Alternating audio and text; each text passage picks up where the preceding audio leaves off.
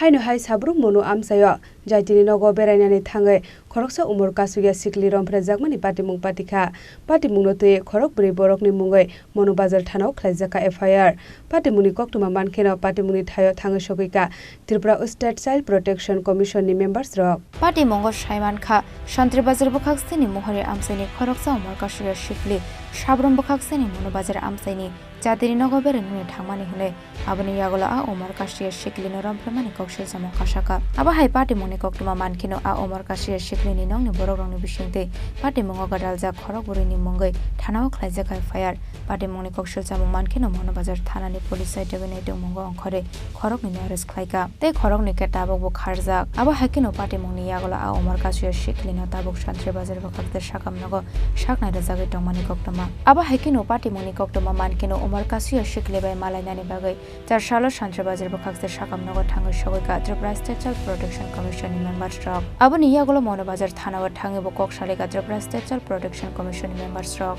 aboni yagola patimungna te koktuma thumnai rokni boskango Kokshaka Tripura State Child Protection Commission ni chairperson জয়ন্তী দেববর্মা এখানে আমরা একটা খবর পেলাম যে একটা মেয়ে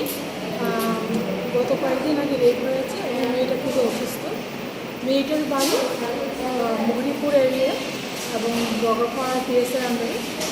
তো আমরা এখানে মেয়েটার সাথে এবং গার্জেনের সাথে কথা বললাম এবং জানতে পারলাম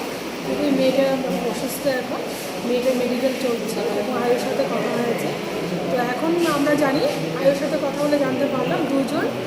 নাবালক ওরাও অপরাধী যারা ওরা ধরা পড়েছে এবং আরও দুজন যে প্রাপ্তবয়স্ক আছে ওরা এখন ধরা পড়েনি তো চেষ্টা করছে পুলিশ থেকে ওরা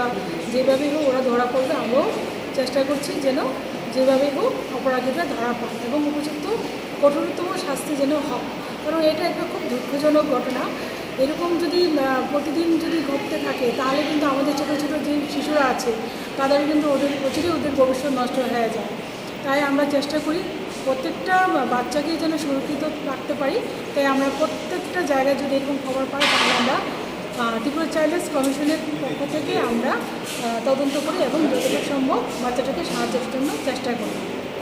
আর শালো মানজাকা ত্রিপুরা স্টেট চাইল্ড প্রোটেকশন কমিশনে জয়ন্তী দেববর্মা আদংজুক চামিলি শাহ মনিকা দেববর্মা কসং ব্যুরো রিপোর্ট চিনি খরাং।